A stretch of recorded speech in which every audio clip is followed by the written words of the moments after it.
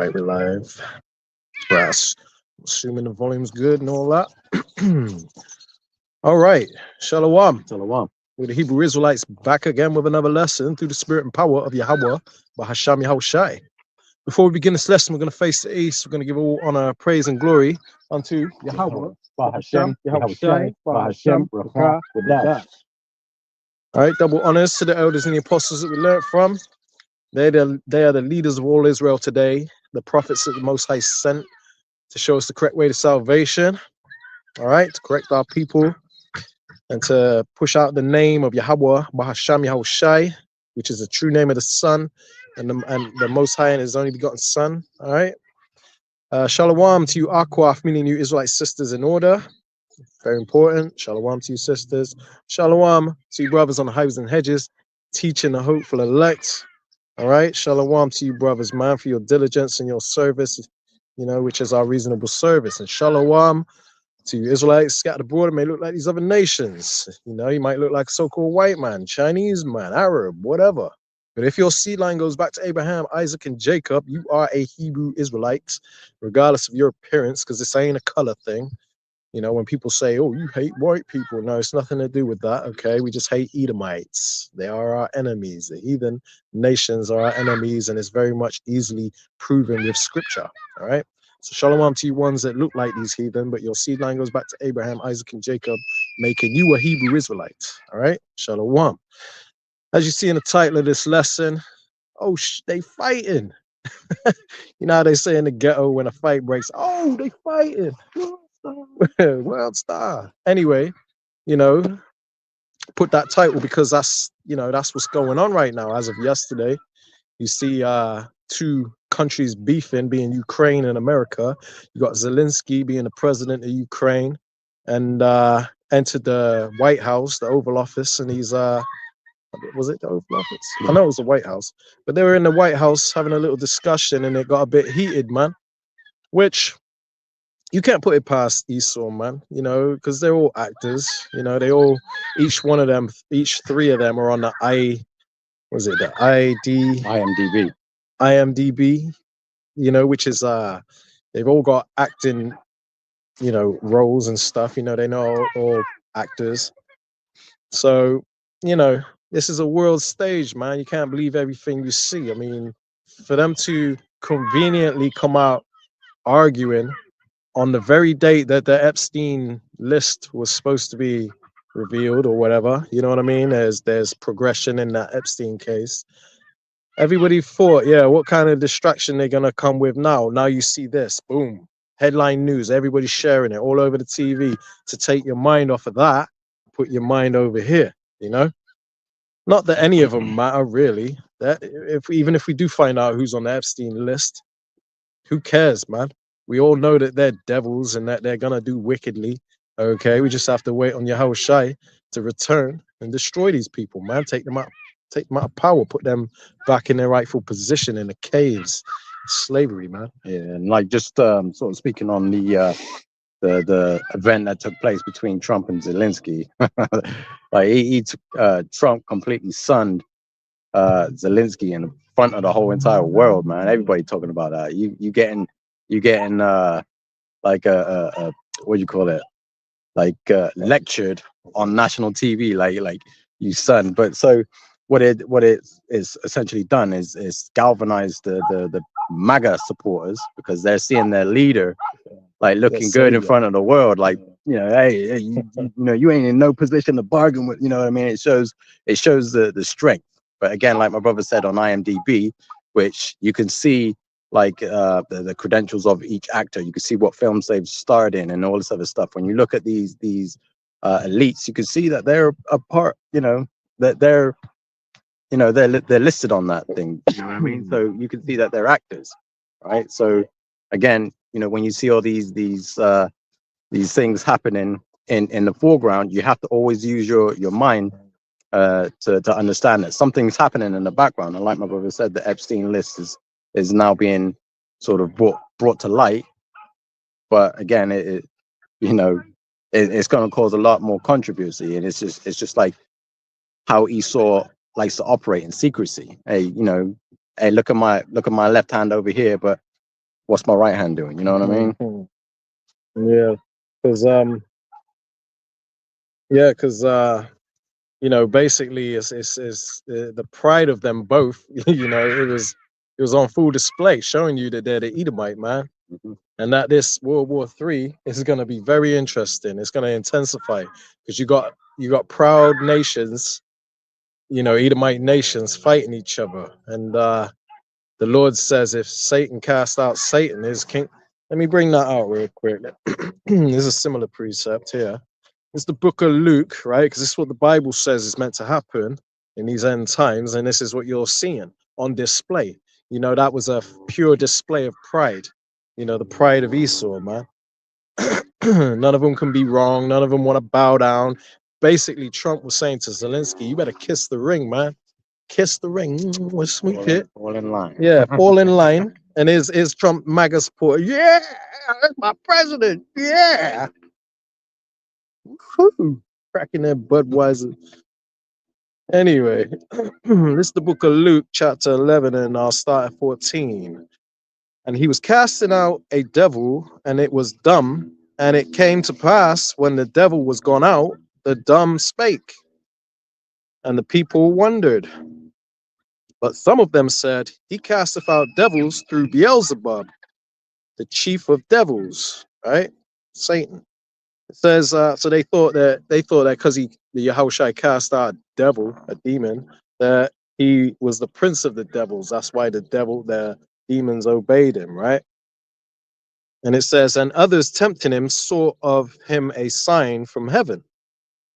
But he, knowing their thoughts, said unto them, every kingdom divided against itself is brought to desolation, and every house divided against a house falleth. All right. And this was written, you got to understand the things that were written aforetime are written for our learning today, man. So when you're seeing these things happen, you can think on these scriptures and understand what's going on and why Yahushua said certain things that he said during the time when he was here in the flesh, man.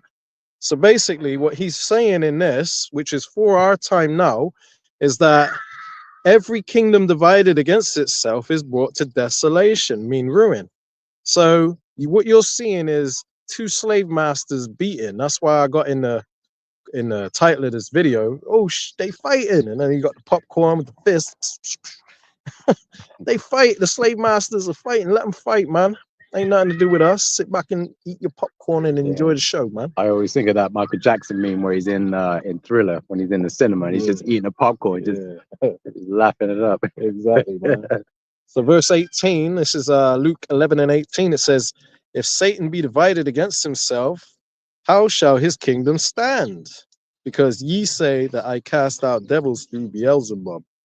So, Satan versus Satan is what's going on right now, man. Regardless if that was acting or not, that is what's going on. The enemies are the Edomites are beefing. You got the Russian Edomites versus the American Edomites. Those are the main Edomites that are beefing. And Russia is prophesied to destroy America in the end. Okay, they're going to come to the wall of the land of unwalled villages. They're going to Putin's going to think that evil thought, to invade America. To actually, this is why the virgin of daughter of Babylon is not going to be called a virgin anymore, man. She's about to be took, right? So this is what's going on, man. Got a precept. Yeah. This is the book of Matthew. It's kind of similar to what you just brought out, but it's in the book of Matthew, right? This is Matthew chapter 12, verse 25, and it says, and Yahushua knew their thoughts and said unto them, every kingdom divided against itself is brought to desolation. So again, it's pretty much reiterating the same thing. It says, and every city or house divided against itself shall not stand. It says, and if Satan casts out Satan, he is divided against himself. How shall then his kingdom stand? Right? And again, like my brother was just bringing out, you got the Russian Edomites versus the Western Edomites, the Babylonian Edomites. Like the Edomites are fighting within the within their structure, and that just goes to show you the times that we're coming into. Right? It's getting close to Esau's demise. Right? And we just sitting back, like eating a popcorn, just enjoying the show, man. And that's what's gonna come of this all. The outcome is gonna be nuclear missiles. Because right now they're beefing. They're shoving each other, then they're throwing blows, and then eventually it's gonna turn into nukes, man. Yeah. It's gonna get deadly. Okay. So all of this is just progression in the beef, the world beef. Okay, but it's also stirring up them MAGA, emboldening them, emboldening them brain dead, goofy MAGA cult. Hmm. To think that Trump is that guy. You know what I mean? They have to. Because the Lord is says He's going to set the Egyptians against the Egyptians. You got a lot of people that see that Trump's an actor. You see through his bullshit. You know what I mean? Then you got these brain dead, die hard MAGA followers that can't see that Trump is the damn just another devil. He's gonna lead them. These people voted against their own interest, man. Okay, because they want freedom, they want peace, they want the price of goods to go down, this and that. But they ain't gonna get that under Trump. He's gonna further the agenda of the elites because he's in bed with the small hats. And the thing is, the reason why it could be staged, all that thing that was going on, is because they have all these secret Bilderberg meetings where you're not supposed to know, it's all secrecy and you're not supposed to know what they're talking about. And like I said, it just so happened to be coincidentally, conveniently, it happened to be the first of the month, being March 1st. There's a next chapter in their agenda, and also at the very same time when the Epstein list was meant to be revealed and all of that. So coincidentally, conveniently for them, hey, here's a major distraction to throw their way, as they always do. Same song and dance, same playbook, you know. So I got a precept there because the thing is, you can't be ignorant of Satan's devices, right? Was it 2:11? No, First Corinthians. Yeah, 2:11. No, First Corinthians 2. So Here's First Corinthians 2:11. Why is it not? I don't know. Is it Second Corinthians? Where's Satan's devices? Can you pull that out real quick? It's 2 Corinthians 2:11. I had First Corinthians. I'm like, where is it? Like, bear with me, Akim. Yeah, come on, bring it out. Yeah, so this is 2 Corinthians chapter 2 verse 11. It says, lest Satan should get an advantage of us, for we are not ignorant of his devices. That's right. So this whole scheme that Trump has hatched is just nothing more than a device, The arguing and the in-house fighting and all this other stuff, that's just a device. It's another device. But we're not ignorant of that, Yeah. Because they're using this as a distraction, and also they could have another agenda up their sleeve, man. It goes back to like what I was just saying, you watch the left hand and you never know what the right hand is, or vice versa. You watch your right hand, you never know what your left hand is doing, So yeah, just be circumspect, man, because what is it? Your adversary, the devil, walketh around like a roaring lion, man. Let me grab that real quick. Yeah, and you got to realize that Trump, he likes to make himself look like the hero in the story, in the events that take place, So the first month he's been in office, like look at everything that he's apparently achieved for the American people. So now you got the MAGA supporters, like my brother mentioned, that are just die-hard Trump fans. That's their new god now. You know what I mean? That's their new messiah. He's the one that's coming to deliver everybody and help. You know what I mean? Little do they know that Trump is working for the elites. So he's gonna do what they tell him to do. I think Trump, he gets it, man. He ain't a unwise individual in a sense of like knowing what he's doing. He knows what he's doing. He's just making it seem like, what do they say? Making everybody comfortable, making everything calm, making himself look like the hero, so people flock to him and they They just, oh, Trump knows what he's doing. So, hey, I'm just going to pass this bill here. I'm going to pass this law here. I'm going to sign this executive order there. And the people are thinking, well, he's doing right by the country, so he must be onto something. Little do they know they're leading closer and closer to their own destruction. Yeah. You know? Because he plays on the minds of the simple, and Yeah. all these freaking MAGA supporters, he knows that they're simple because Trump don't care about the American people. Mhm. You know, he's got an agenda to fulfill, man. Okay, he's down with the small hatters that look at you as goyim, man. This is the book of First Peter, chapter 5 and 8. It says, "Be sober, be vigilant," meaning you better be on your P's and Q's. And these are the end times. Okay, we've been reading about this for years, even back when a lot of us were in Christianity. We heard about the Lord coming back and the end times, and that was going to be a serious time, and this and that. This is it. We're living in it. So what do you expect? It's gonna be full of deception. You got AI now.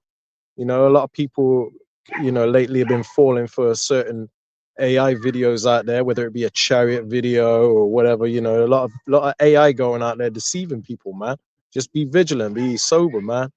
Be on your P's and Q's. You know, there's a lot of deception, man. Let me read it from the top again. First Peter 5 and 8. Be sober, be vigilant, because your adversary, right? The devil, the one adverse to the right way, the ways of Yahweh Bashem Yahushai, the devil, which is Esau Edom, the so-called white man. It says, as a roaring lion walketh about, seeking whom he may devour. Whom he may devour. Them that ain't on their P's and Q's, them that ain't sober and vigilant, ain't on your watch. You know what I mean? So, you know, you just got to be careful. He's got a lot of tricks up his sleeve, man. Scriptures say you can't trust this devil. Don't matter what it seems on the surface level. You got to know that this man has always got some other trick up his sleeve, man. Right? So this is the book of Psalms 37 and 7. It says, rest in Yahweh and wait patiently for him, which was what we're doing by doing these lessons. You know what I mean? We're waiting patiently on the Lord and suffering certain infirmities and persecutions in this flesh. You know what I mean? But we're still waiting patiently because we believe in the promises that were made to us, man. You know, for doing this, for doing His will. So rest in Yahweh and wait patiently for Him. Fret not because of him who prospereth in his way, because of the man who bringeth wicked devices to pass. Esau Edom, man. Always got to trick up his damn sleeve. You got to watch this devil, okay? Because while he's doing something over here, he's plotting and keeping you busy and, you know, distracted with what he's got going on over here. This nigga got something else going on over there that's more important, man. And you always got to keep that in mind. If it makes national news and it's plastered all over your TV, breaking news, and everybody's talking about it's all in the headlines and the tabloids, you better believe there's something else going on that they're trying to distract you from. It's normally the case, man. Okay, because they pre-plan these things in these Bilderberg meetings and stuff like that. So you just can't be ignorant of Satan's devices, just like we brought out earlier, man. I got a precept here. Okay. Right, this is the book of Ecclesiasticus, chapter 12, verse 10, or the book of Sirach, verse 12 and 10. It says, never trust thine enemy, right? It says, for like as iron rusteth, so is his wickedness, right? So a lot of people, like I was saying before, that, you know, they put their trust in Trump now because Trump seems to be clawing back, you know, the economic standpoint of America. He's fighting the good fight to make America great again. You know what I mean? But again, I'm gonna read it from the top. It says, never trust thine enemy, for like as iron rusteth, so is his wickedness. Verse 11 says, though he humble himself and go crouching, yet take good heed and beware of him, and thou shalt be unto him as if thou hast wiped the looking glass, and thou shalt know that his rust have not been altogether wiped away. So eventually you're going to see it. You know, while he come crouching, oh yeah, we're going to give that money back, you know, back to the taxpayers. We're going to give them that stimulus check. We're going to give, you know, we're going to make America great again. We're going to do this. It says, look, you know, be wary because, you know, eventually you're going to see the rust behind, you know, when you wipe the looking glass, you're going to see that he's just a damn demon. You know, he's a devil. Still got rust there, man. Yeah, the rust. And, you know, you can, unless you cut it out, it's going to keep spreading. You know? Even if you do, it will always come back. Yeah, yeah. Meaning that this man might calm down on his wickedness for a slight period of time. It makes it seem like, oh, he's changed now. Racism was in the past. No, he's that same old devil, is what the scripture's saying. You know, we're out breaking down what the Bible really says to you, because Pastor Porkchop ain't going to tell you this. But yeah, you won't listen to us because we don't wear a suit and tie and ain't got our hair slicked to the side and shit. You know? No, have a building, a congregation with a collection plate going through the pews. Yeah. You know, we're not out there building hospitals and feeding the homeless and handing out turkeys on Thanksgiving and all that. Like Nino Brown. Yeah, but all that's prosperity doctrine. And that, you know, again, that's not giving you the truth. That's just making you feel good. That's a feel good spirit. Mm. You know, we ain't in the time to be feeling good right now. It's serious times. Yeah, because these people want smooth things, man. If you want to grab that real quick.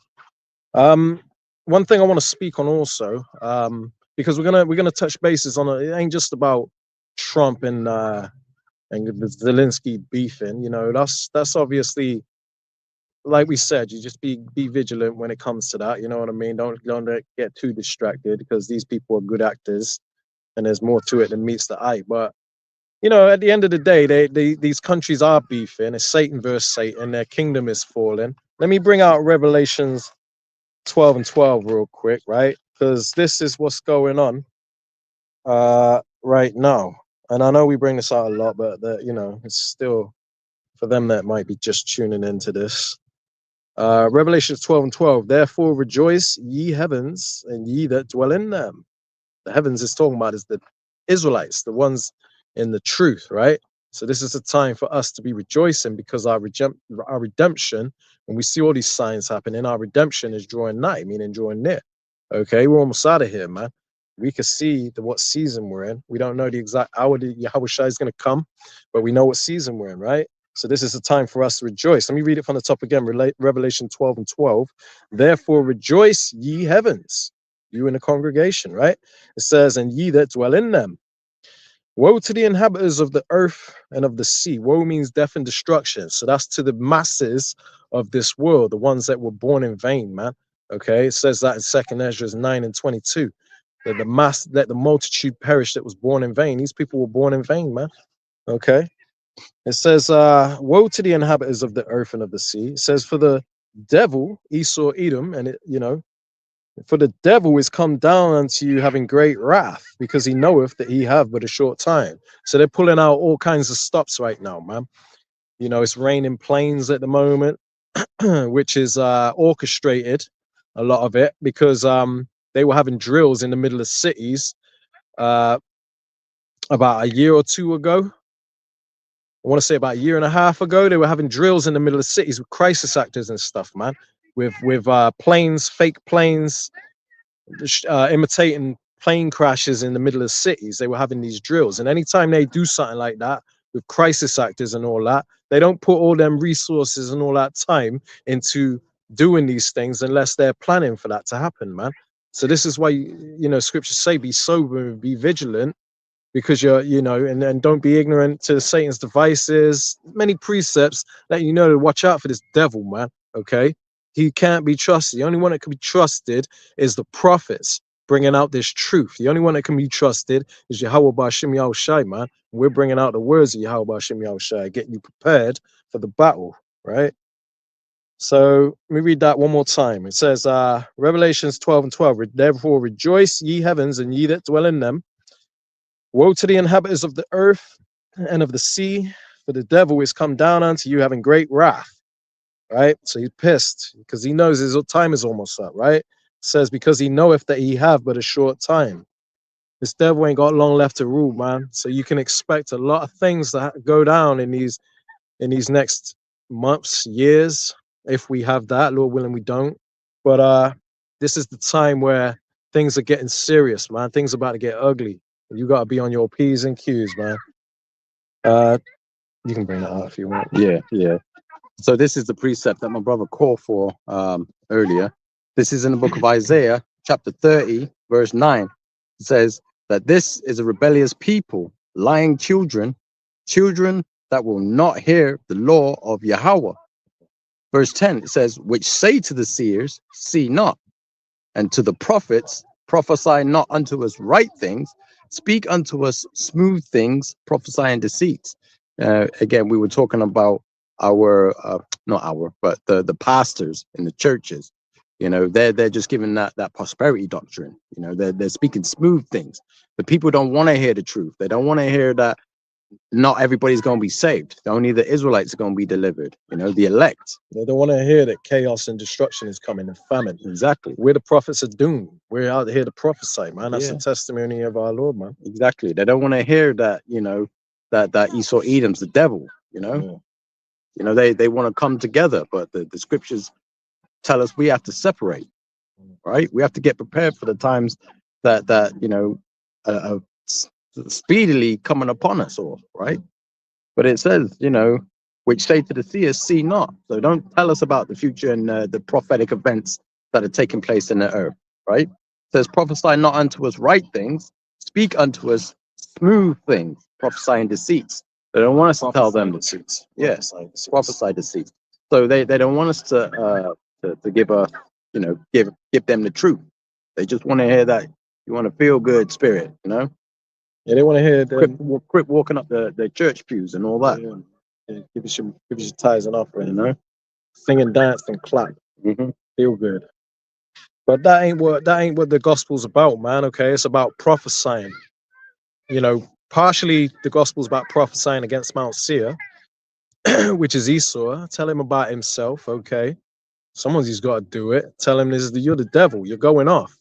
You know, these people are trying to make AI the god of the earth, man. You know, replace our Lord and Savior with AI, man. You know, somebody's got to call him out and tell him that he's the devil and that he's going down, which is prophecy, man. That's our job. Be occupied in prophecies. This is Revelations 19 and 10. It says, and I fell at his feet to worship him, and he said unto me, see thou do it not. So John, shut the hell up. That's the devil right there, man. Distractions. Anyway, so John the Revelator fell at the angel's feet to worship the angel, right? And the angel said, don't, you know, see thou do it not.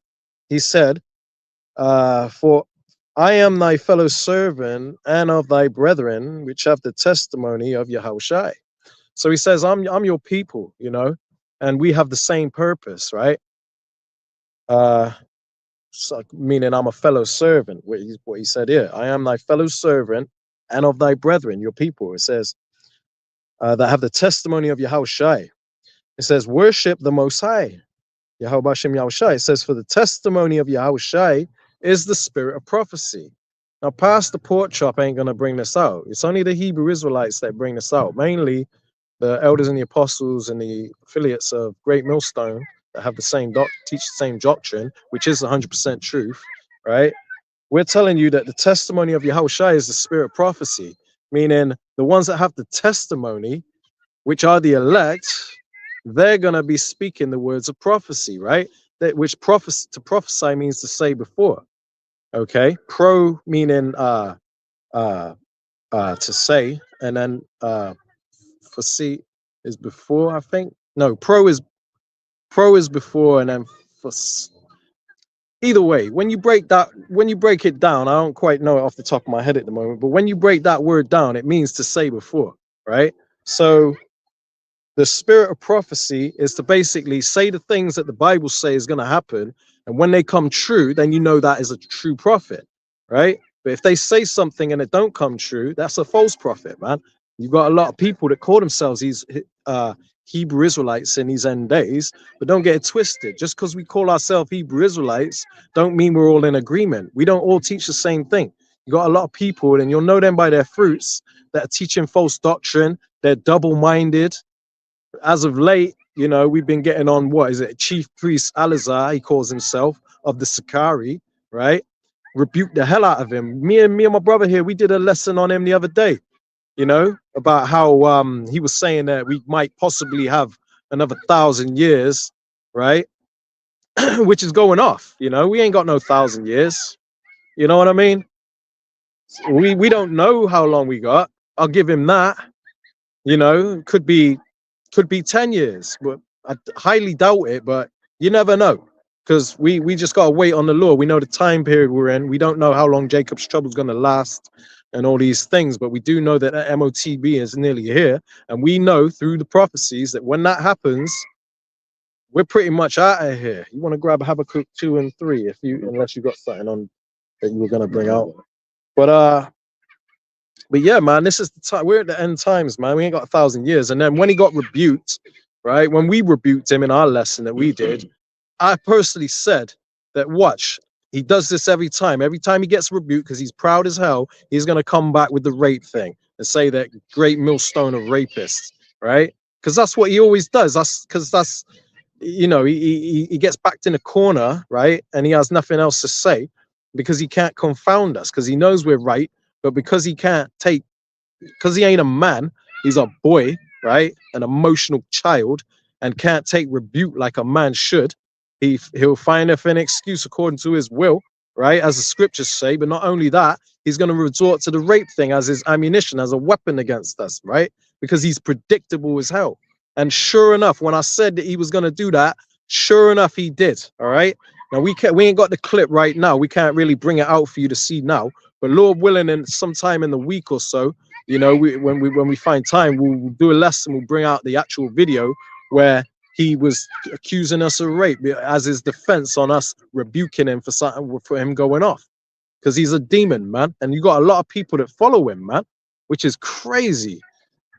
And then a video came out showing how back in the day he was going up and addressing the apostles, the elders, about that, you know, the great doctrine, right?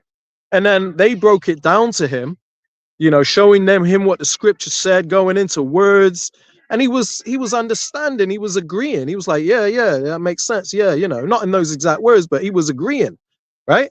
But then all of a sudden now you fast forward today, and he doesn't agree anymore. He's double-minded. Now he's thinking otherwise because he wants to use that as his only weapon against us, because he's pulling on the heartstrings of his simple ass congregation, man, because they all worship his nuts, right? Just like them MAGA supporters worship Trump. It's no different. They're all under a strong ass delusion, man. Okay.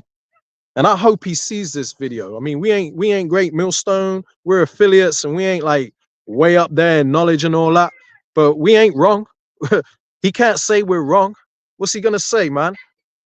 You know, we got the receipts. Yeah. Yeah, and just to say as well, man, it's a lot of pride, you know, coming off Chief Alazar Salakia. You know, there's a lot of pride that comes off him. So you know, in a sense of when you're being corrected, no man is above correction, right? No man's above reproof. But whenever you point out certain things which, you know, are considered as unwise things to say, you know, instead of just taking it and saying, okay, let me rephrase this, or let me go and address that and explain what I mean, you know, it's just straight to the, oh yeah, you deal with, you know, taking women against their will, and you know, you that's what you're teaching. That, you know, that's pride coming out of you, man. Like, and you know what they say about pride, right? But that's all I wanted to just sort of you know, just let me bring this up before you bring that, because that's on another top. That's not relating to what we're talking about right now. But I just want to bring out this preset real quick.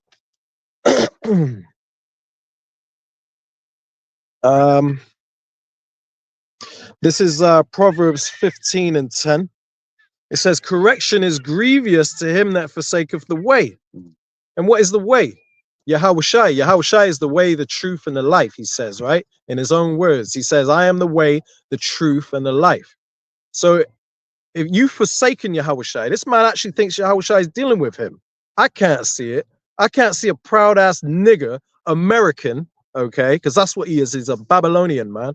I can't see a proud-ass nigger being Yahushai's right-hand man, being his friend, because he calls his disciples his friends. He ain't a friend. His spirit is off as hell. He attracts niggers. All them Sakari niggas, they're niggers, man. Toting guns to camp and all that. Yahushai ain't with that, man. You know? But anyway, let me read that again. Proverbs 15 and 10. Correction, meaning rebuke, right? Because that's all it is. It's love. You know, when other camps get rebuked, it's just a form of us showing love. It's tough love. Toughen up. Grow some damn nuts, man. Correction is grievous. I mean, no one wants to be corrected, really, because everyone wants to be right. No one wants to be going off. So when you are corrected, you might feel some type of way. You got to take it like a man. Take some self-reflection. Look in the mirror. Maybe I was going off. I got rebuked for a reason. It's not just men rebuking me. It's the men of the Lord. So really, it's the spirit Yahushua got on them to put the spotlight on me. What should I do now that I'm in the spotlight?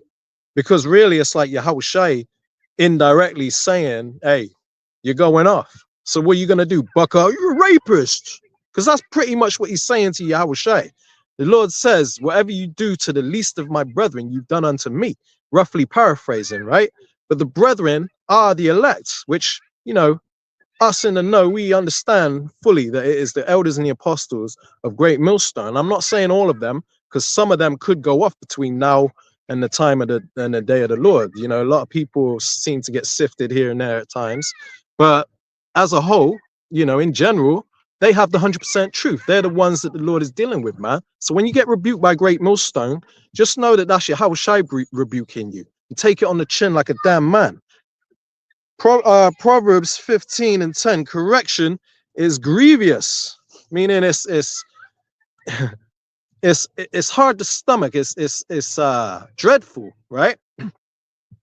Correction is grievous unto him that forsaketh the ways. You forsook Yahushua. It says, and he that hateth reproof shall die, because you're an enemy. If you hate being corrected, the Lord can't use you. What good are you to Yahushua in the ministry if you're just a proud ass nigga? What does the scripture say? That the Lord showeth, he giveth grace to the humble. Let me pull it up real quick. Just bear with me on that. Grace, because I don't want to butcher it. Humble. Right. This is James 4:6. But he giveth more grace. Wherefore he saith, the Most High resisteth the proud, but giveth grace to the humble. So we're in a grace period right now where, we're all sinners. We're all, our righteousness is like filthy rags. And if it wasn't for the grace of the Lord, we'd probably all be dead right now, man. The Lord would have killed us a long time ago, man, because we all deserve it, really. But he's given us grace. He's given us a grace period to come back, to clean ourselves up, rehearse the righteous acts and get right, right? So he giveth more grace, wherefore the Most High saith, the power resisteth the proud. He resists the proud. It's very proud of you not to receive correction, Alazar. If the brothers are all doing lessons on you, it's not because they're picking on you. You like to call us the woolly bullies, idiot. You can't discern the difference between discipline and abuse. Like a child, even a child knows when he's being abused and when he's in trouble for something he did wrong. A child knows the difference between abuse and discipline. How come you, as supposedly a grown ass man, don't know that you're being rebuked? We ain't picking on you. Talking about the woolly bullies, man. Grow up, man. Grow the hell up, Alazar. You're becoming a laughing stock, a joke. I mean, yeah, just to jump in, you gotta have a humble spirit, right? You gotta be humble when you're getting rebuked, corrected. You gotta have a humble spirit. Yeah. You can't come in a pride, It's like my brother just brought out. The Lord resists the proud, right? I got a quick precept here just to quickly bring out. This is in the book of James, chapter 1 and verse 8. It says, a double-minded man is unstable in all his ways, right? So, you see the clips, like my brother was talking about clips. We can't play it here because obviously it's live. You see back in the day when Alazar approached the elders of Great Millstone, and they broke it down to him. They explained what it means, and he agreed. But now he's because he's been rebuked in that way. Now he's spitting the venom. You know what I mean? Like a scorpion. Man, nuts got crushed. Yeah. So he's spitting that venom, right? And it's a double-minded man is unstable in all his ways. You got to be careful of that. You know, if let's say, for example, Lord forbid, you know, that I went off somewhere, right, and I was being rebuked, which I have been corrected before. I've been corrected on things that I've said and things that I had my understanding on that was incorrect. And instead of, you know, bucking up like, what do you mean? I learned, you know, I just humbled. I took a step back and I studied and I learned the correct way, you know. So it wasn't a case of, you know, me being, you know, beat up on because I'm an easy target because I didn't have the full understanding. But hey, I can sit there and take that correction and be like, look, I made a mistake. I won't teach that anymore. I'm going to go away. I'm going to learn it. Then I'm going to come back stronger. And that's how you build yourself up in the spirit. But, you know, when you've got somebody that's puffed up on pride, puffed up on knowledge, you know, they think that there's nothing you can tell them, right? Which is a dangerous spirit to be in. Right? Because the Lord can't use you if you're proud and incorrectable. You know it all. You know what I mean? You got that spirit on you where somebody says something, you're like, I know already, I know. And you really don't know. You just don't want to look stupid. The Lord can't use you, man. You're of no use to him. The Lord says if you don't come as a child, he sat child among the disciples on his lap, and he said, verily I say to you, unless you humble yourself as this child, this is roughly paraphrasing, right? That you shall no wise enter the kingdom of heaven, man. So, Alizar, you playing a dangerous game here, man. You know, this whole lesson ain't about you, but we wanted to briefly speak on this topic. This is just the way the spirit is going, man. All right. So we ain't planning to just necessarily pick on you, bully you, as you like to say. But it is what it is, man. And this is Proverbs 12:1. It says, whoso loveth instruction loveth knowledge, but he that hateth reproof is brutish. There you have it, man. If you hate reproof, you're brutish. You're a brute beast. You're carnal. You ain't no good. You ain't spiritual, man. You ain't of no use to the Lord, man. This is relating to that precept you brought out, right? About a double-minded man being unstable in all his ways, which is true. This is Proverbs 24:21. It says, my son, fear thou Yahweh and the king. It says, and meddle not with them that are given to change, for their calamity shall rise suddenly, and who knoweth the ruin of them both. So, hey, man, you know, don't meddle with them that are given to change. That's you blind Sakari followers, man. Your leader is going off and can't take rebuke. Kind of a leader are you following? You're following a boy, not a man, not a general, not a ruler, not a chief priest. Okay, claims to be. You know, he's behaving like a damn child. You know, woe unto you when your king is a child.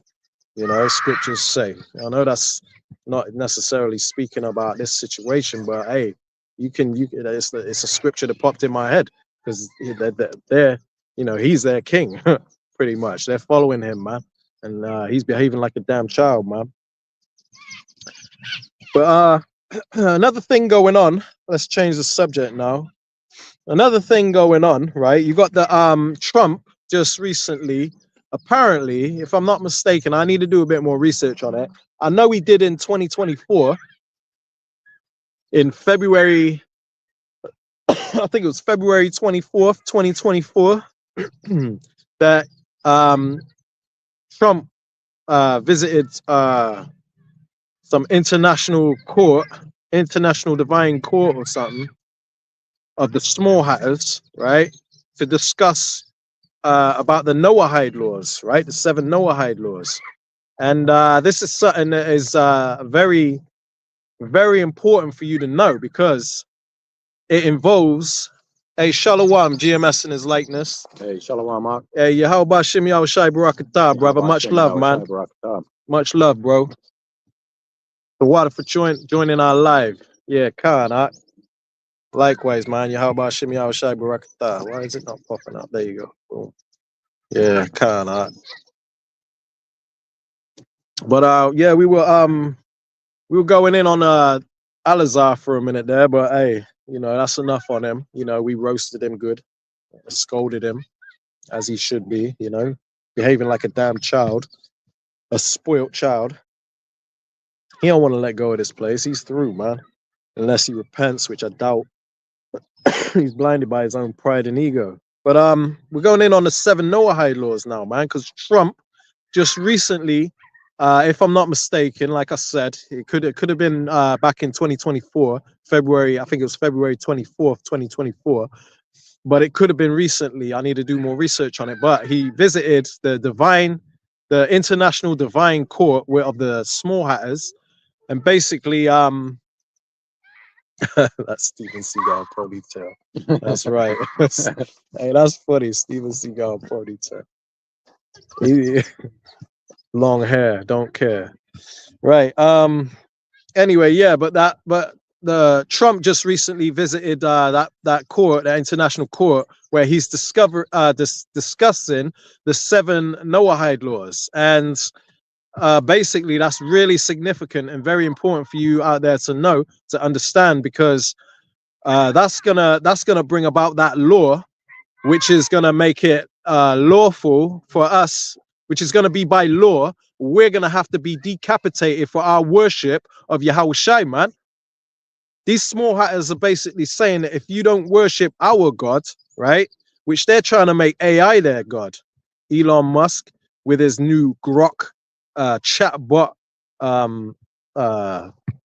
AI software, man, and he's making loads of advances in it and stuff. But basically, these small hatters, right, these 1948ers are basically saying, according to their Jewish Talmud, right, they're saying that if you worship any other god than their God, then that's idolatry. And that includes, for you Christians, the worship of your Jesus Christ, right? Which is, we know, we us in the truth, understand that his true name is Yahweh Shai HaMashiach, but you worship the JC character, right?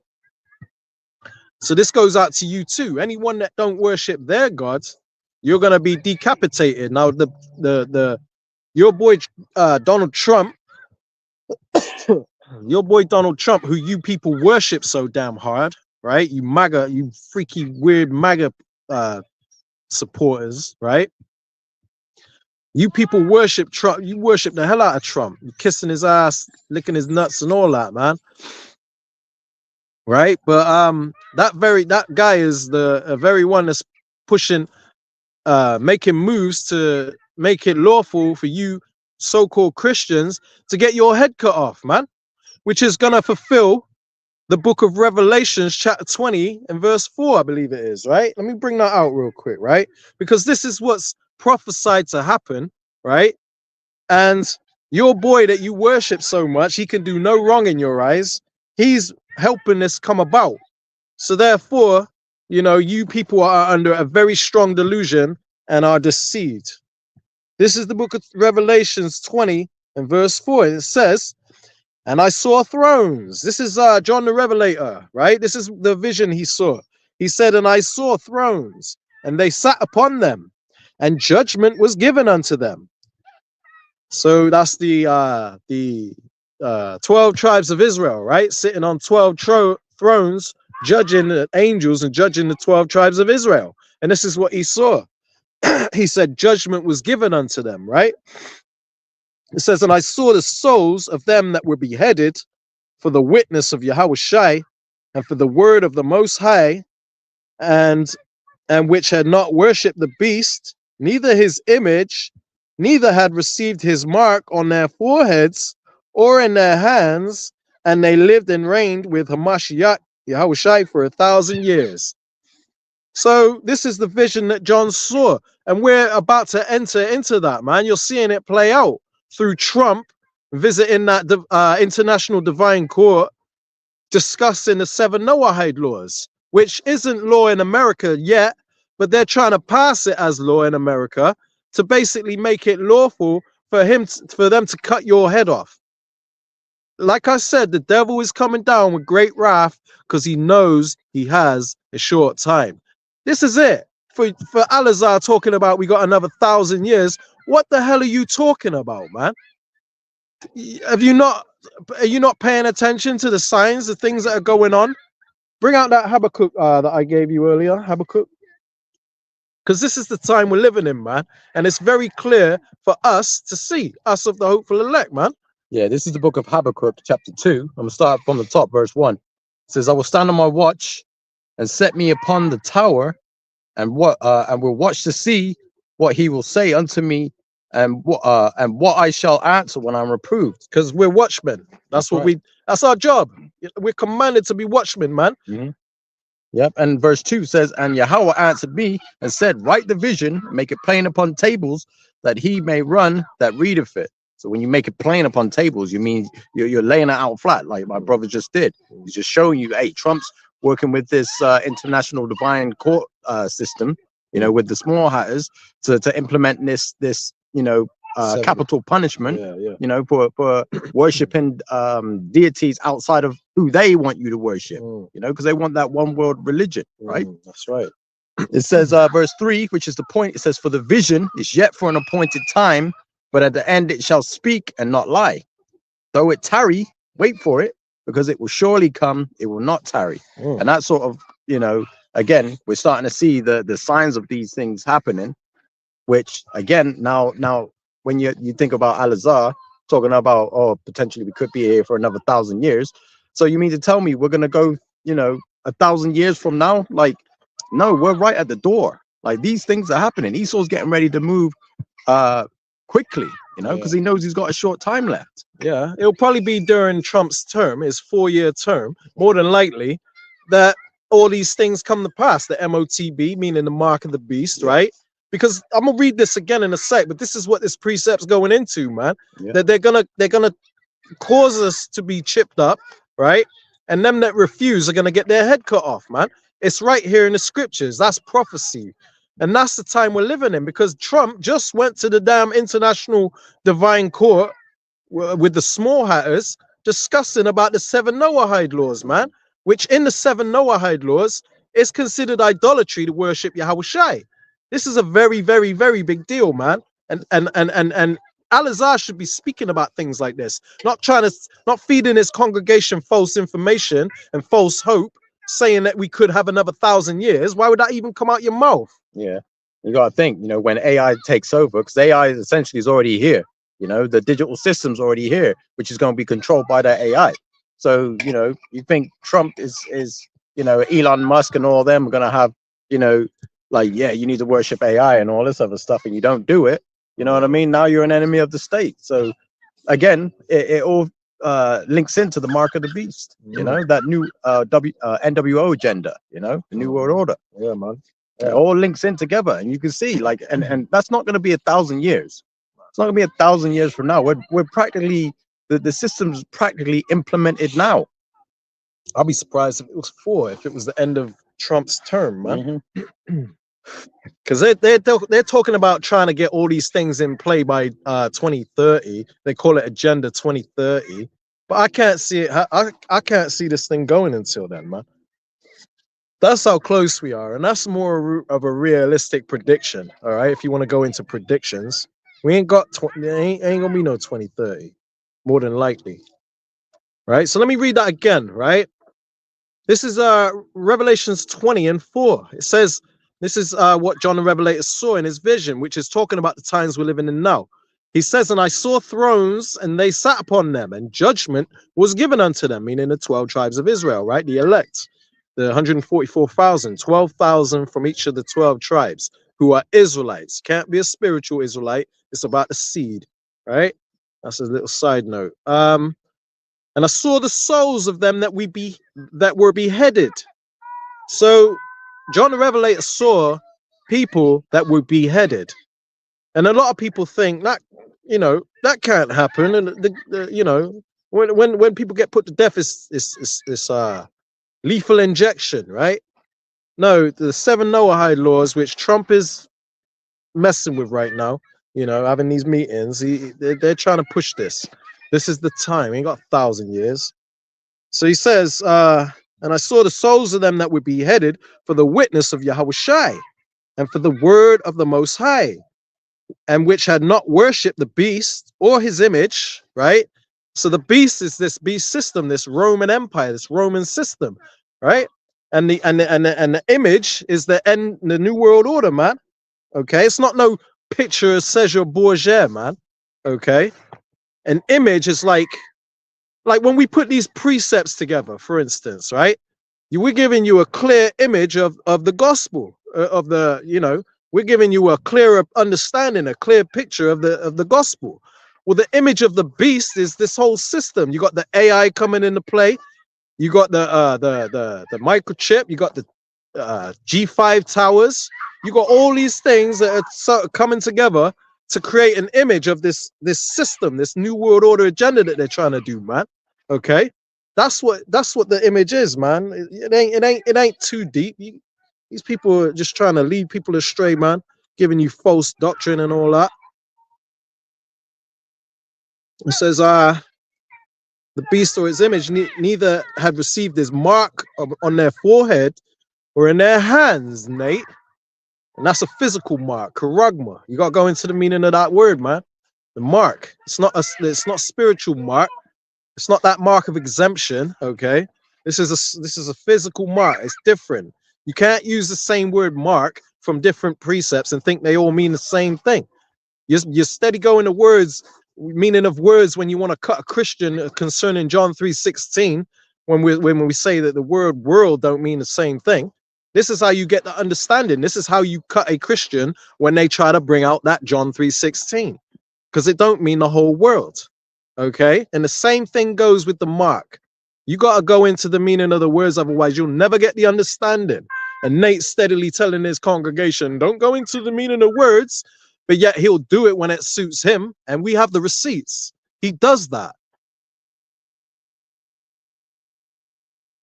It says, which had not worshipped the beast, neither his image, neither have received his mark on their right hand or their foreheads, and lived and reigned with Yahushua 1,000 years. That's it, man. All right. You got any precepts? Nothing to what else was there we wanted to go into?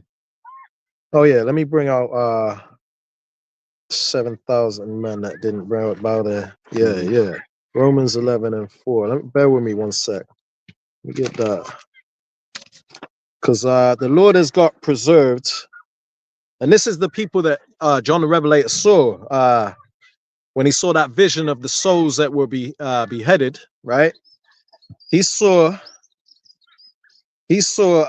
men that had not bowed the knee to the image of Baal.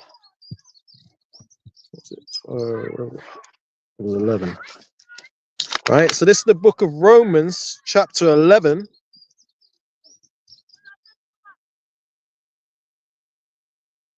And and I'll start at 1. It says, say then, have the Most High cast away his people? It says, I'll read it verbatim, God forbid, meaning no, the Lord hasn't cast away his people, right? It says, for I also am an Israelite of the seed of Abraham, of the tribe of Benjamin. And this is Paul speaking, and he's saying that he's an Israelite of the seed. He didn't say I'm a spiritual Israelite. Because it's about, he knew it was about seed, man. Read Romans 9 and 4, I believe it is. Romans chapter 9, you'll get the understanding. It's about the flesh. It's about the seed, okay? Can't be a spiritual Israelite. It says, verse 2, Romans 11:2, the Most High have not cast away his people, which he foreknew. Because, the elect were with him from the beginning, man, from the beginning of creation, right? They're his friends. It says, what ye not what the scripture saith of Elias, which is Elijah. It says, how he maketh intercession to the Most High against Israel, saying, the Lord, they have killed thy prophets and dig down thine altars, and I am left alone, and they seek my life. But what saith the answer of the Most High unto him? I have reserved to myself 7,000 men who have not bowed the knee to the image of Baal. So the Lord has reserved 7,000 men, right? Which it doesn't mean literally 7,000 men. It just The word seven means completion. So a complete number of thousands of men, right? Which you have the 144,000, which is the governing body, the rulers of the new earth, right? 12,000 from each tribe, Salakia. And then you got the rest of the 1/3, who are also, which are men, women, and children, which will also be delivered from the land of America, aka Babylon the Great, right? But he said here, this is the point in verse 4, right? So Romans 11:4, he said, I have reserved to myself 7,000 men who have not bowed the knee to the image of Baal. So there's a select remnant of people, the election, which will not bow the knee to this beast system, man. Okay, they're not gonna fall for the deception of Elon Musk's AI god and bow the knee to this system and take the MOTB and be woven in with nanotechnology and the internet of bodies, basically becoming a cyborg, right? Giving up your natural, how the Lord created you to become a part of his digital system, man. Because they're getting rid of cash. They're trying to, they got these smart cars, these electric cars that they can control and all that. They got robots that taking over jobs, and they're getting more advanced. You got the damn proto clone. I think that name is funny as hell. You keep fucking around with some proto clone after your ass. And this is Esau's toys that he's got lined up for Jacob's trouble, man. But them robots are getting way more advanced. They got that proto clone, which is the new design, the new model of robot, where it looks, it makes movements like real people. All they need to do is put a bit of skin on that thing, a little artificial skin, and that thing will be walking around looking like us, man. That's why the Lord said, if the Lord didn't speed up shorten the days for the elect's sake, there'd be no flesh left. This man will create Terminators running around there, man. Just creating their own algorithms and taking over, man. Teaching themselves to lie and deceive and all that. Esau, listen, that type of power don't belong in Esau's hands. That's why the Lord says that he set the bounds that Esau can't pass. Esau ain't allowed but so far, because you can't put that type of power in a wicked man's hands like that. There'll be no flesh left. Let me bring that out real quick, man.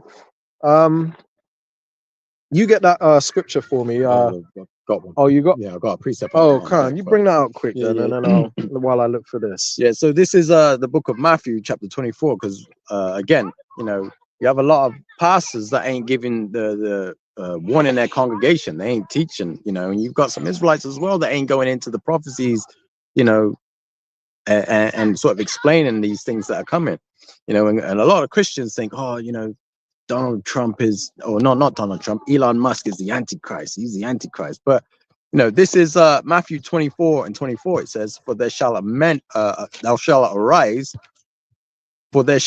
false Christs, meaning there's going to be more than one. It's anybody that's against Yahweh Shai coming back on his earth and reigning in righteousness. They're all, anybody against the system. And this new AI system is part of that, because they're trying to create this new God that they want everybody to worship after, right? It says, for there shall arise false Christs and false prophets, and shall shew great signs and wonders, in so much that if it were possible, they shall deceive the very elect. But that's not possible. It's not possible to deceive the elect. And this goes into what you were just bringing out about, bowing the knee. Bowing the knee, because the elect ain't gonna bow the knee. They're gonna stick a middle finger up to the system and to Esau and all his lying wonders. Yeah, because we're all gonna be tested. We're coming into that time where each of you individuals in this truth are gonna have your own individual test, man. Yeah. You're gonna have your own trial. You're gonna have your own path to walk, man. You may be with the Akim and the brethren and all that right now, but you might be separated, and then you're on your own. What are you gonna do with the faith that you've stored up? You gotta let that faith kick in, and hey, you gotta exercise some great faith in the Lord, man. You're gonna need it, man. Yeah, because boy, when you stub your toe and you think of that pain, you're like, damn, that hurts, right? Think of it as that's nothing compared to what you might experience in a FEMA camp. Esau might torture the shit out of you, man. Crush your nuts and electrocute you and, you know, do all kind of freaky experiments on you, man. You gotta brace yourself, man. The apostles, they all went through hell. They all went through a lot, you know, they all died in grievous ways, man. Yeah, I was watching this Disciples. I was watching this film, right? And there was this popular social media guy that was, you know, speaking out against the government, right? Speaking out against them, like, oh yeah, you know, he had a large, massive following and whatnot. Then he ends up getting arrested by Esau Edom, and he's thinking, I know my rights. I want to speak to my lawyer. And they were like, you ain't getting no lawyers down here. And they were torturing the guy, man, beating him up and everything, man. I don't remember the name of the film I was watching, but I was like, damn, you know, you go on them black sites. Hey, the laws don't apply down there. Yeah. Do you know what I mean? You're strictly relying on faith in the Lord in that time. Yeah, Esau Edom's gonna let loose. You know, you never know what this devil's got concocted or planned. Yeah, you know. Grab Revelation 2 and 10 if you can, because that goes into Yeah. You know, the scriptures say, you know, some of us might be thrown into prison, man. Got it. Yeah. Yeah. So this is Revelation chapter 2 verse 10. Says, fear none of those things which thou shalt suffer. Behold, the devil shall cast some of you into prison. Some of us. Yep. That ye may be tried, and ye shall have tribulation 10 days. Right. And that 10 days is just a period of time. It's not a literal 10 days. It's just a period of time. It says, be thou faithful unto death, and I will give thee a crown of life. Hey, you know, out of the Lord's mouth. Don't bow that knee, man. Okay. Whatever you got to go through, you know, just you got to prepare your soul for temptation, man. This is we read about this before we got serious in this walk. And we know what the prophecies say. And we have no reason to believe that the Lord is lying. So we got to brace ourselves. Shit might be all hunky-dory right now. You might be able to go home to your nice warm crib and eat a nice warm plate and all that and have a nice warm shower. But there might come a time you're slapped in a cold-ass FEMA camp, starving, being bullied and tortured. Yeah, and you got to keep in mind as well. My mind just went blank there. So I was going to say something and just slipped my mind, man. But yeah, so it was, you know, some of you get cast into prison. You know, you never know what's going to happen, man. You never know what Esau's got prepared. You know, I mean, it's just one of those things, man. You gotta step out on faith. You know. So, you know. But that's what I was going to say, because again, we're coming into that time where, you know, the beast system is about to be implemented, right? So in the book of Revelation, chapter 14, I'm just gonna read verse 9, right? I'm just gonna go straight to the point. It says, so this is Revelation 14 and 9, and the third angel followed them, saying with a loud voice, if any man worship the beast and his image, and receive his mark in his forehead or in his hand, the same shall drink of the wine of the wrath of the Most High, which is poured out without mixture into a cup of his indignation, and he shall be tormented with fire and brimstone in the presence of the holy angels and in the presence of the Lamb. That's that lake of fire. That's when the nukes drop, because the chariots are going to be right there and the angels. They're the angels, and what the world calls UFOs. They're going to deliver the elect, and then they're going to see the elect are going to witness the destruction with Yahushai. So you're going to be tortured by fire and brimstone, which is the nuclear fire, in the presence of the angels, while the UFOs are right there. Yeah. So that goes into to brothers that may lose faith in those times, like, oh, I didn't sign up for this. You know, the elders, you know, the head apostles, the head elders, you know, and I've heard this, and it always stuck with me. You know, you always have to understand what it is you're involved in, right? Understand what you're involved in, because hey, you know, this thing is serious, man. It's gonna get tough out there. Some brothers, you know, they might say, oh yeah, I heard that before, but they don't really digest it and sort of take it in. You know, understand what you're being in, because potentially, you know, if you lose faith, if you give up, you're cooked, literally. And if you're about to be on that chopping block, get your head cut off, consider that a blessing, man, because you're gonna go see Yahushai first, and it's gonna be a quick, painless death. You ain't gonna feel nothing. You're gonna be laying down 1 minute, praying, Yahweh Shem Yahushai, Barakatah, you know what I mean? Whatever you're doing during them last moments. Hopefully you're not crying and snot coming out your nose, and Hey, even if you never know, like, you might, but yeah, you gotta have that. you might. It ain't nothing wrong with that, but you know what I mean? Just don't give in. Don't bow that knee, man, because they Yeah. might last minute try to get you to bow that knee. You never know, man. The Lord Kiss the ring. might put the spirit to where you don't even feel anything. You know, I'm pretty you just sure you there won't. and then you don't feel Nah, nothing. You just with the Lord. it's gonna be quick. Once that head comes off, you're not gonna be laying there looking, blinking with your eye, talking. You guys, you I'll bastards! come back for you. Yeah. Head's just on the Okay, ground yeah. talking for like a good 10 minutes. This hurts. Yeah, Esau man. in that moment is probably gonna feel like he's got the victory, but the Lord's already got the victory. The Lord's already won. We're just playing out the rest of the Lord's movie until you know it's our time. Lord willing, we be of those men. Yeah. Your last word should be, "I'll be back," because you will. Like the Terminator. Right. Like I said, you know, with the AI robots and stuff, you know, if the Lord didn't speed up the time, shorten the days for the elect's sake, there'd be no flesh left. Let me bring that out because I did say that earlier, but I want to bring out that precept, right? This is Mark 13, and I'm gonna start at 19. It says, "For in those days," talking about the time of Jacob's trouble, because this is the time when all these things are going to happen. People getting thrown in FEMA camps, them chipping us up and cutting heads off, and it's going to be so much going on at one time. It's going to be crazy, right?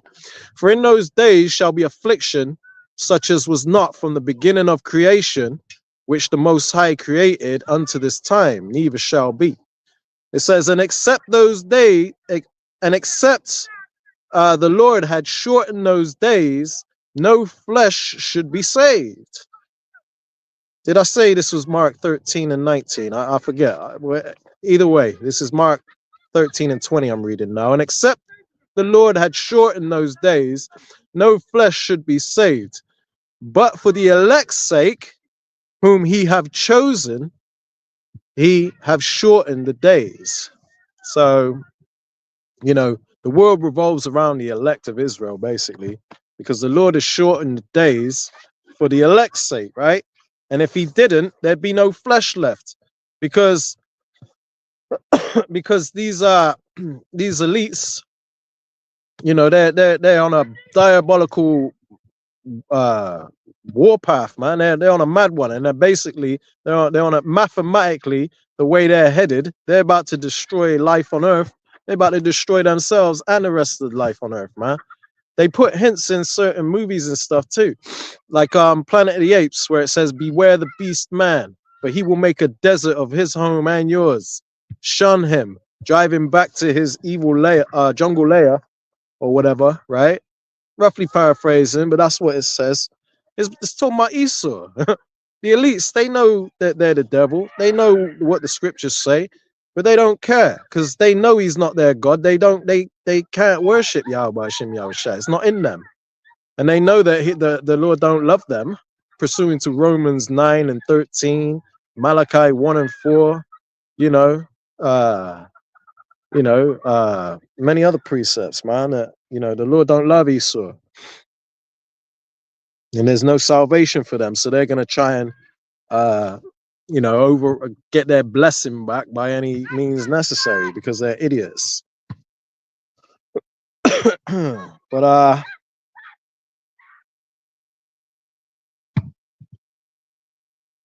this is Job 14 and 5. It says, "Seeing his days are determined," because the Lord knows the number of the days of Esau, the so-called white man, his rulership, this Roman Empire, this revived Roman Empire, the deadly, the deadly wound that was healed on the beast, right? It says, "Seeing his days are determined, the number of his months are with thee." So the Lord knows the number of the months of the reign of this devil, right? It says, "Thou hast appointed his bounds that he cannot pass," because he's inventing all this technology, these devices that is destructive to life, man. you know, and he will actually destroy the world if the Lord don't intervene, if divine intervention doesn't happen. Now that he's reached that level of producing AI and he's making advancements in it with his robots now moving like humans, you know, the proto clone, and his Grok chatbot technology, which is the latest in his AI technology. They're saying that now it's more humorous and it's unfiltered. So it's reached another level. Like we got, you know, we all have AI on our smartphones, but this is like the latest development in AI that they've reached now. And you got Elon Musk in an interview as of late recently talking about how he's gonna make AI his god or make AI God or something like that. You know, roughly paraphrasing, he said he's gonna replace God with AI or something. So this is where they're headed. This is their mindset. And if the Lord didn't shorten the days for the elect's sake, there'd be no flesh left. This man will destroy this whole life, man. So the Lord says here, I'm gonna read it one more time. In Job 14:5, seeing his days are determined, the number of his months are with thee, with Yahweh Shem Yahushai. The Lord has that, the Lord knows when his time is up, down to the second. It says, thou has appointed his bounds that he cannot pass. His bounds is his boundary.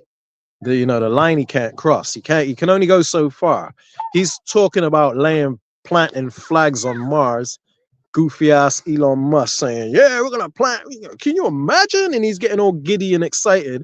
Can we land on Mars and we plant our flags? Yeah, America. Fuck yeah. This is his attitude, man.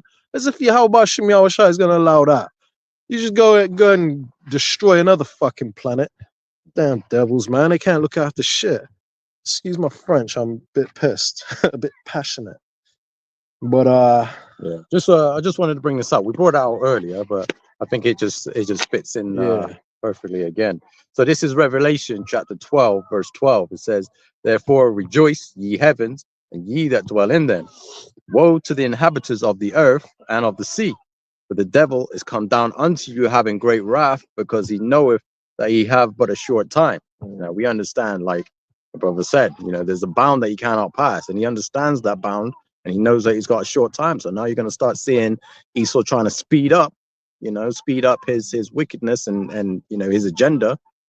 Like you brought out earlier when you said about they're trying to get everything complete by 2030. That's the 2030 agenda.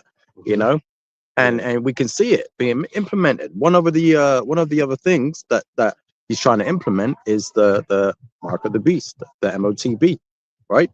And this is Revelation chapter 13, verse 16. It says, and he causeth all, both small and great, rich and poor, free and bond, to receive a mark in their right hand or in their forehead, right? So that's that microchip. You got a lot of scoffers out there that talk about, ain't talking about that, ain't talking about inserting, it's talking about potato chip, you know what I mean? They're bugging out. They know it is. They're just hell bent on not being wrong, because pride is blind. Pride has got them in a chokehold. They can't get out of it, because then they have to admit to their whole congregation that Great Millstone were right. It's about Great Millstone not being right rather than the gospel with them. Exactly. And their whole congregation is about to suffer for following them. But so be it. That's their luck, because they were too blind and dumb to see that their leader is a proud ass nigger that don't have their best interest at heart. He just wants to make money, merchandise off them, man. Yep. Verse 17 says, and that no man might buy or sell, save he that had the mark or the name of the beast or the number of his name. Now, you got to look at it like this. Like, look at everything that's being implemented in society today. You've got, when you look at these stores, you got the electronic refrigerators now. So instead of you looking through the glass, you've got a computer screen that's telling you what's behind the glass. And you can only, at the moment, you can access it like normal, but eventually you're going to have to swipe your hand, or you're going to have to facial recognition. All that stuff is being implemented. In the UK, they've now released this new AI technology that basically is cameras that just sit above the road and they're pointed down towards you. And what they do is they'll clock you either one. I think it's if you're on your phone. 2, if you ain't wearing a seatbelt. 3, it can even detect if you're, let's say, under the influence, whether that be you've had a little drink and you're swerving, AI can pick it up. If you've had a little bit of a smoke, you know, and I'm not sort of promoting any smoking to anybody, right? But you know what I'm saying, people do. It says even if you've got anything in your system that's causing your, you know, your reaction time to not be on point, the AI cameras can pick it up, and they're releasing that technology throughout the whole of the UK. You know, they got what do they call them? Is it the traffic cams, the congestion cams, or whatever they are, that can see the route you're taking, right? So Esau's got that big brother eye all over the whole of the globe, and that's implementing that digital system, right? They're trying to follow after China, you know, the social credit score system. You know, are you a good citizen or are you a bad citizen? If you're a bad citizen, you're locked off. You ain't going down here. You know, you can't take a flight. You can't access food. You can't buy anything. You know what I mean? And that system is being implemented. And like we say, Esau Edom, he knows that his time is short, so he wants to fulfill what he set as his own goals to try and beat prophecy. But he ain't gonna win. He ain't gonna beat it. You know, he's gonna fail ultimately because he's already lost. Yeah. Right. So what he's gonna do? He's gonna try and come after the men that are warning the people, that are pointing the finger like, look, this is what he's doing. Look. See what I mean? That's what we're doing. That's what we're meant to do. That's what the Lord has asked, commanded us to do. So we're out here pointing a finger, showing you who this man is. Like, and no matter what, like secrecy or devices he tries to use, hey, we're gonna expose it. You know, because that's what we command. We want the kingdom. We don't care about Esau's society. We want it. You know, we're to the point now where it's just like it's just too hard. A lot of people are out there suffering, man. You know, but again, you know, when righteousness is established in the earth, the people rejoice. The people will rejoice when righteousness is here under our King Yahushua. You know, and the governing body. You know what I mean? It's just something to look forward to, right? This is something to strive for. This is what we're fighting for, right?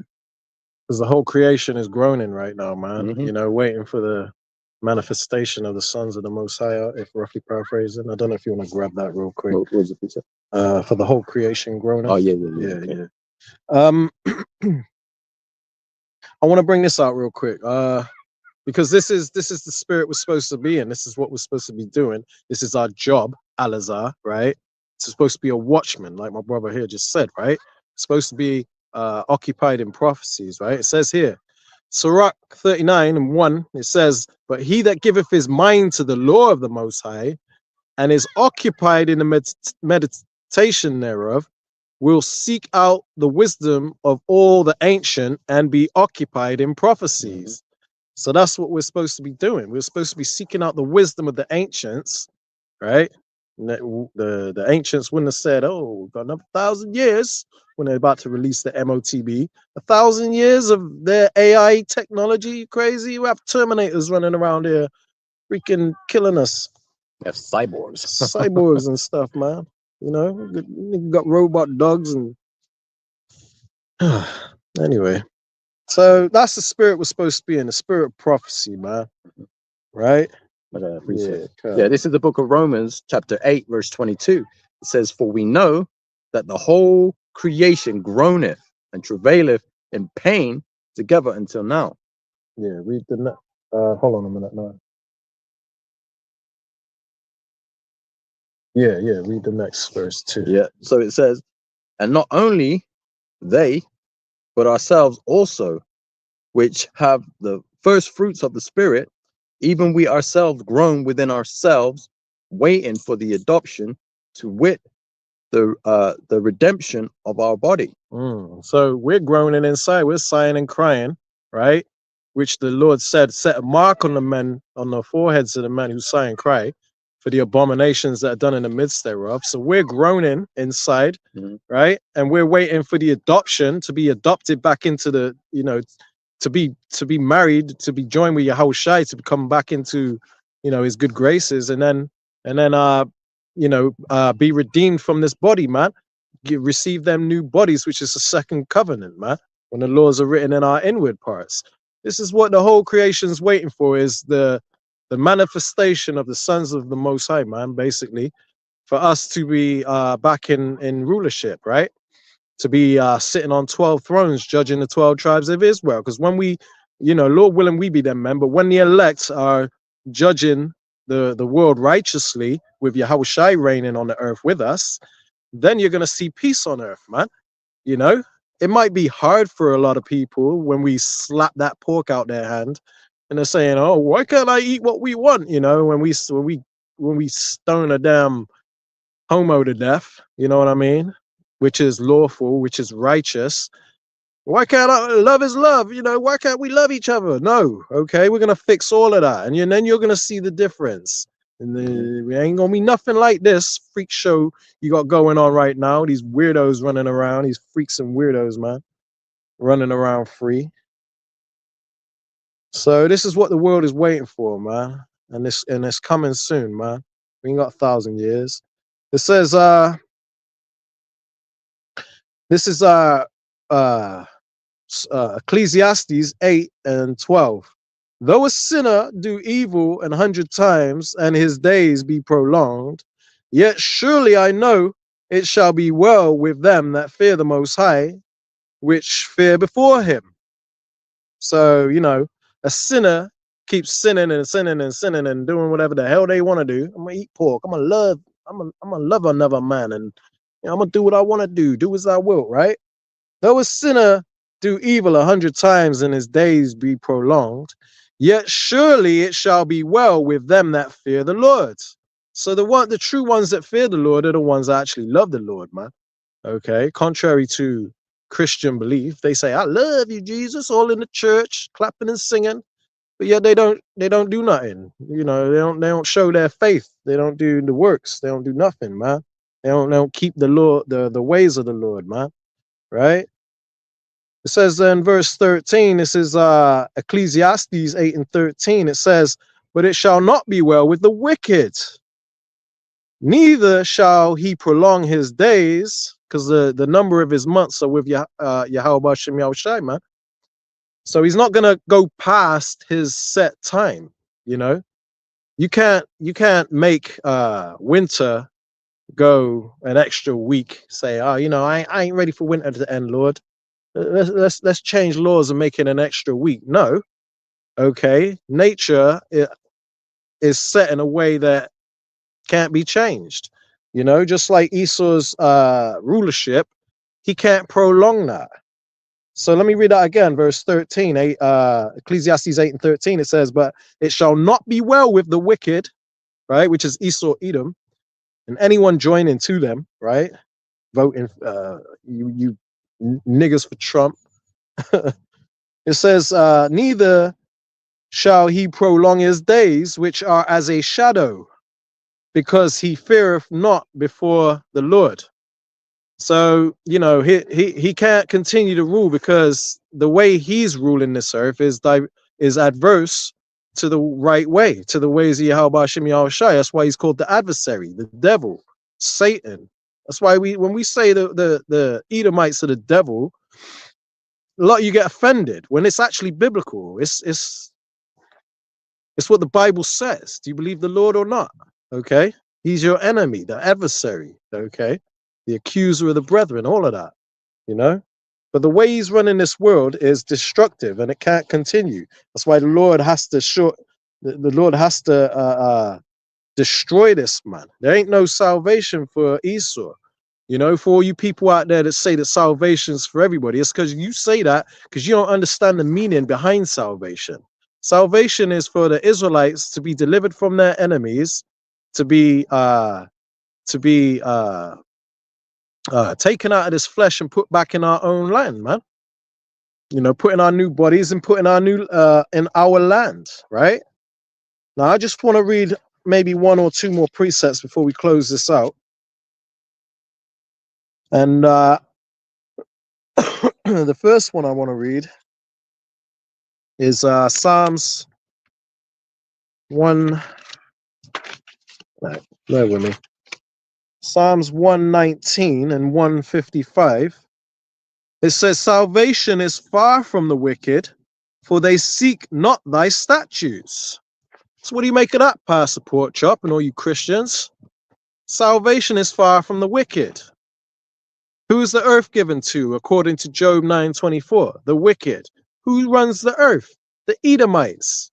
Esau's blessing, Esau, who is Edom, Esau's blessing was the fatness of the earth. You got to connect the dots. You know, a little bit of studying, it don't take that long to figure it out if the spirit of Yahweh Shem Yahushai is dealing with you, man. Because, you know, as his ways are plain to the holy, they're stumbling blocks to the wicked.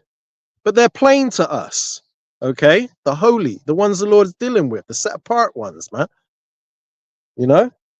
Let me read that again. Psalms 119 and 155. Salvation is far from the wicked, meaning salvation is not for everyone, man. And it says, for they seek not thy statutes. They don't seek the ways of the Lord, man. And that goes for you Christians too. Say the Lord's done away with. He nailed it to the cross. I could do what I want. I could eat what I want. No, man. Hey, salvation's far from you too. GMS in his likeness. Shalom, brother. Acts 14 and 22. Confirming the souls of the disciples and exhorting them to continue in the faith, and that we must, through much tribulation, enter into the kingdom of the Most High. That's it. We're about to go through it, man. You know, it ain't no smooth sailing. You know, you're not saved yet, you Christians. It says through much tribulation, and that cuts that rapture doctrine too. Because a lot of these people actually think that in the next couple of days or so, they're going to be raptured out of here. You ain't raptured yet. So, you know what I mean? How much longer you got? Time's ticking. You know what I mean? It looks like you're going to go through that tribulation. Because it says, through much tribulation, we're going to enter the kingdom of the Lord, man. And the kingdom of the Lord is the new rulership on earth, right? Which is going to be ruled by Jacob, okay? Let me bring out quickly 2nd Ezra 6 and 9, right?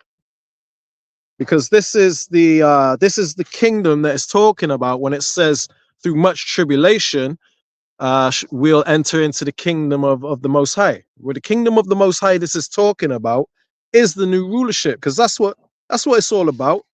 That's what salvation's about. It's about the Israelites. You know, all this Black Lives Matter, you know, marching and protesting, seeking equality with Esau, your enemy, right? That ain't gonna happen, okay? The justice that you're seeking is gonna come through the Lord when he sets us up over these devils. We're not gonna be equal to them because we're not equal to them. Deuteronomy 7 and 6 that says that we're above all nations. It's just that Esau has hid that knowledge from the world, man. He covered the faces of the judges. Job 9:24, right? But this is 2nd Ezra 6, and I'll start at 7. It says, then answered I and said, what shall be the part and asunder of the times? Or when shall be the end of the first and the beginning of it that followeth? So meaning, when is going to be the end of this world and the beginning of the new world that's coming, right? That's what he's asking. And it says, he answered and said unto me, from Abraham unto Isaac, when Jacob and Esau were born of him, Jacob's hand held first the heel of Esau. And you can find that in the book of Genesis, chapter 25, and verse 26. Because when Jacob and Esau were born, who were twin brothers, the so-called blacks and the so-called whites, and the so-called blacks, Latinos, and Native Americans, Salakia, and the so-called white man, they were twin brothers in the ancient world, right? It says, this is why Jacob held the heel of Esau when they came out. Okay, this explains why here. This is how you connect the dots, precept upon precept. And he says, for Esau is the end of the world, and Jacob is the beginning of it that followeth. Meaning Esau's ruling at the end of the world. He's the one effing this whole world up, man. Any problems you so much as catch a damn cold, you best believe he's involved in some way, shape, or form. You can see behind me the damn chemtrails in the sky. That sky's supposed to be a bright, vibrant blue right now. But what does it look like? Hazy, white, disgusting, because the devil's ruling, man. Esau, Edom, okay? That's why it says Esau is the end of the world. Jacob is the beginning of it that followeth. So Jacob's the one that's going to rule the world next. The water for the beautiful precepts. Let me bring out a couple of these. GMS in his likeness. It says, Psalms 10 and 15, break thou the arm of the wicked, which is his strength, right? It says, and the evil man, same people, the Edomites, the so-called white man, right? It says, seek out his wickedness till thou find none. And he does that through his prophets. That's why the Lord says that the heavens shall reveal his iniquity and the earth shall rise up against him. Mhm. Right now, all over TikTok, you got even his own people complaining about him, man. There's this guy called George the Vanguard 4, right? George the Vanguard 4 on TikTok, man. He's the latest rebel that's rising up. You know, the scriptures say they shall make their own tongue to fall upon themselves. Go check him out on TikTok, man. And I guarantee you will not be disappointed. He is on a mad one trying to expose Esau, and he brings out so many facts. Every time he releases a video, I save it because he ain't gonna last long. They're gonna take him off TikTok soon. He's catching too much attention. Like I mean, his followers keep going out like crazy every day because everyone's just applauding him with his knowledge. He's bringing out so much facts about the history of this damn devil, man. Right? Because the earth is rising up against them. Let me read that again. Break thou the arm of the wicked and the evil man, seek out his wickedness till thou find none. Verse 16, it says, Yahweh is king forever and ever. The heathen are perished out of his land. Because they're in his land right now. They're not the real JEWs. Okay? And a lot of people are figuring this out. You still got some dummies that think they're the real chosen. Yeah, they're being exposed on every level. Every time I scroll through social media, it's just like another Edomite or so-called white person is just exposing them. You know, I don't want to say Edomite because I don't know, right, through the spirit, but it's the fact that they're bringing out these all this information. It's just they're just being exposed on every single level, and it's like it's mind-blowing sometimes when you think about it, because it's like, man, like a few years back, like you didn't hardly hear anything about them. Now it's like everybody that has a channel is just exposing something new, man. It's like, dang, like the Lord is exposing, and obviously the man of sin is being revealed. And that's partly why they know they have a short time due to Revelation, pursuant to Revelations 12 and 12. That's why they're about to come down with all kinds of draconian measures soon, man. Slap you in FEMA camps and roll out the MOTB and all that, because they know they ain't got long left. They're being exposed on a high level, man. Right? That's why it says here, I'm gonna read it again. The Lord, the Yahweh Hashem Yahushai, is king forever and ever. It says the heathen are perished out of his land, because you got Ishmaelites, you got Elamites, you got Edomites, all in that land, in the Holy Land right now, claiming to be us, who are the salt of the earth, according to the Holy Scriptures, right? We're his chosen. And it's evident. Look how freaking athletic we are, how talented we are. We invent everything that the world benefits from, man. Scriptures say in the book of Wisdom of Solomon, right? Chapter 5. Let me bring that out real quick before I go any further. And we'll bring out the rest of your precepts soon in just a second, Lord willing, right? If my battery ain't dying, I don't even know. But let me see. This is Wisdom of Solomon 5. I'm going to start at 1. It says, then shall the righteous man, and this is a prophecy that's happening as we're speaking. Okay, this is the rise of the so-called black Hebrew Israelites. This is what I'm reading right here. Then shall the righteous man, the black Hebrew Israelites, right? Then shall the righteous man stand in great boldness before the face of such as have afflicted him and made no account of his labors. So that's what's going on. We're standing in the face of the ones that have afflicted us, man, which is the Edomites, the so-called white man. And we're saying, you're going down, your kingdom's coming to an end.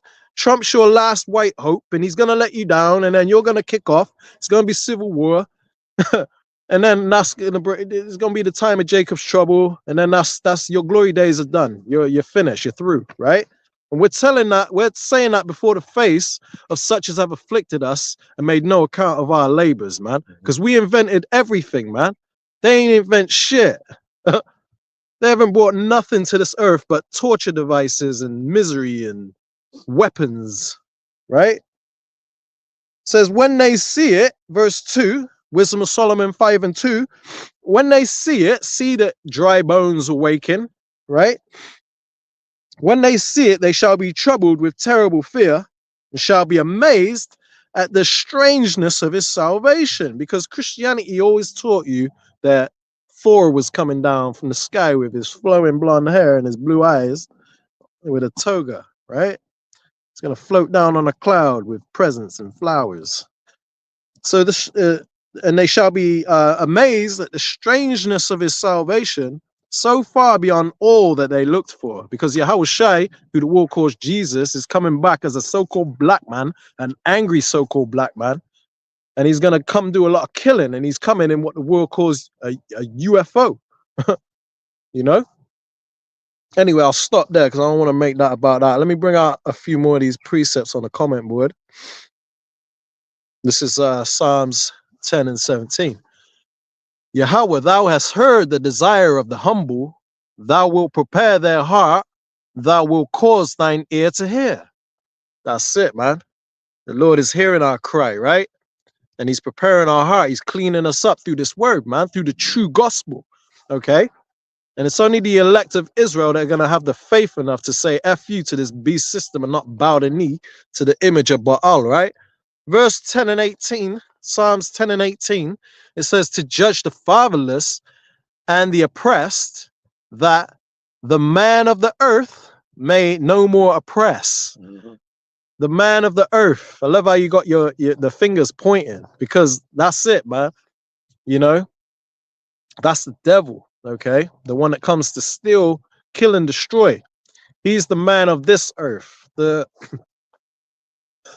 it's like a dry throat, man. The Lord says that Esau is the end of the world, right? Because he's ruling at the end of the world. He's the one that was given the fatness of the earth. So he's ruling the end of the world, which we're living in right now. And you got people, bug outs out there, false camps, and even people that ain't in camps that call themselves Israelites, saying that Esau's the Arabs. How retarded can you be? And they try to come out with all these little articles that they found and little facts and this and that. Oh, he's Japheth and this and that. Prophecy speaks louder than any crap that they think they know, okay? Prophecy trumps everything, man. All right? Hey, good precept, all right? The water for that. Yeah, I think we might close it out here. On that note, man, all right? Lord willing, you've been edified through this lesson, all right? And Thawada for the precepts on the comment board, all right? And for tuning into this live again. You know, it's a pleasure to see you join. Yeah, always, man. Any of you brothers out there that join. So on that note, man, we hope you've been edified. We're going to face the east. We're going to give all honor, praise, and glory unto Yahweh, Bahasham, Yahushai, Bahasham, Rakah, Kodash. All right, Shalom, Shalom. Yahweh Shimi Yahushai Barakatah, Shalom. And a bad ball.